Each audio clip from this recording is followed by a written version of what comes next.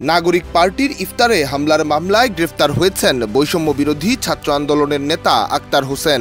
তিনি বৈষম্য বিরোধী ছাত্র আন্দোলন সিলেট জেলা শাখার আহ্বায়ক। 23 মার্চ ভোরে সিলেট সদর উপজেলার আউশা গ্রাম থেকে তাকে গ্রেফতার করে পুলিশ।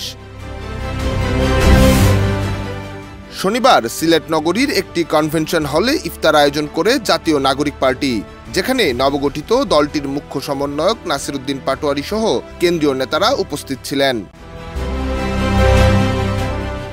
ইফতারের আগে নাগরিক পার্টির সিনিয়র যুগ্ম সদস্য সচিব তাসমিন জারা মঞ্চে বক্তব্য দেওয়ার সময় দলের নেতাকর্মীদের সঙ্গে বৈষম্য বিরোধী ছাত্র আন্দোলনের কয়েকজন নেতাকর্মীর হট্টগোল ও হাতাহাতির ঘটনা ঘটে, যা ইফতারের পর সংঘর্ষে রূপ নেয়।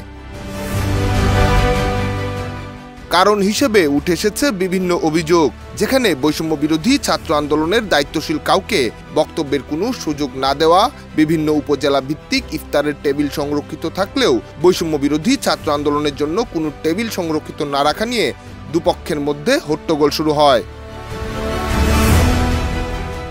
শনিবার রাতে বৈষম্য বিরোধী ছাত্র আন্দোলনের সদস্য মাহবুবুর রহমান বাদী হয়ে শাহপরান থানায় মামলা করেন।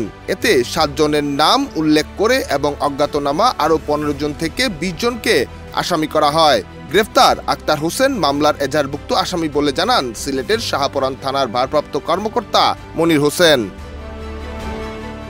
ডেস্ক রিপোর্ট, দেশ রূপান্তর।